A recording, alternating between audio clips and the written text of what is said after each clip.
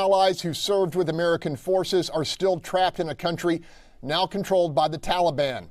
It's unknown how many the U.S. can safely evacuate over the coming days as the chaos continues outside Bagram Air Force Base. Panel, you heard Crenshaw, Luttrell. What's your take on what's unfolding in Kabul? Let's start with you, Bob Price. Well, here's the situation. My veteran friends will understand the term snafu, and that's exactly what's going on over there. The situation is all messed up. This is a self-inflicted crisis by the Biden administration, who once again, just like they did on the southwest border, ignored the advice of policymakers, the Department of Defense, the intelligence community, who told them this is exactly what would happen. The biggest mistake they made was closing Bagram Air Base and removing the air cover for the Afghan security forces. Without that air cover, they were powerless to hold the Taliban at bay.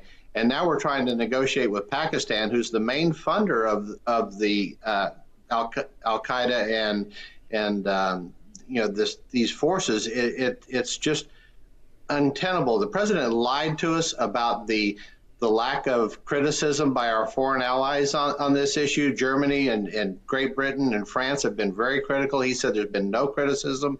He said that Al-Qaeda has been eradicated from Afghanistan when we know that they have presence in 15 provinces within the country. So he needs to get clear with this and he's completely detached from reality. Look at what's really going on there. This is a self-inflicted crisis once again by the Biden administration. We're probably going to have to circle around and have a conversation about Pakistan. Not the most trustworthy, but I don't know. I'm going to go to you, Bill King. Well, I think the question about whether we need to have a forward force or not is a legitimate policy discussion we need to have. You know, look, Crenshaw knows more about this than anybody else I know, and so I'm highly inclined to rely on his advice about that. But look, there is no question, there is no defense about how awful this evacuation has been and the utter lack of preparation. And I mean, increasingly, the Biden administration, I think he's a nice guy and all that, but it's just getting to look like a clown car up there. I mean, they're just not competent to get anything done.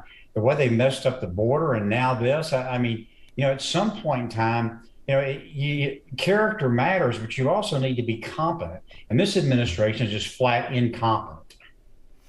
All right, Tamara Bell, we spent an estimated $2 trillion over the last 20 years in Afghanistan. What's your take? You think we could have spent that money differently here at home? Absolutely. Anybody around this horseshoe, I don't care whether you've been in the military or not, every uncle that I have didn't have a choice but to serve. We needed to get out of there.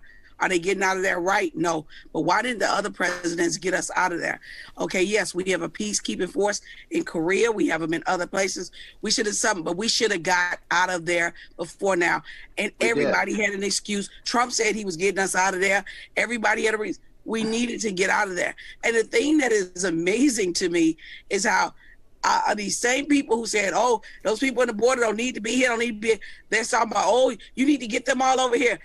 As a kindergartner, because 3 of the guys on my block went to Vietnam, 1 made it home. I remember watching those people clinging to helicopters when we was getting out of Vietnam. I remember that and how terrible that looked. And I mean, that when I saw that plane, that is what came back to my mind. I hadn't thought about that in, I don't know, 40 years or whenever it was. But I was like, man, I remember being a kid and seeing this. This may not have been the way to get out, but hell, we need to get out of there. We need to take care of our own business. Okay, we're going to leave it right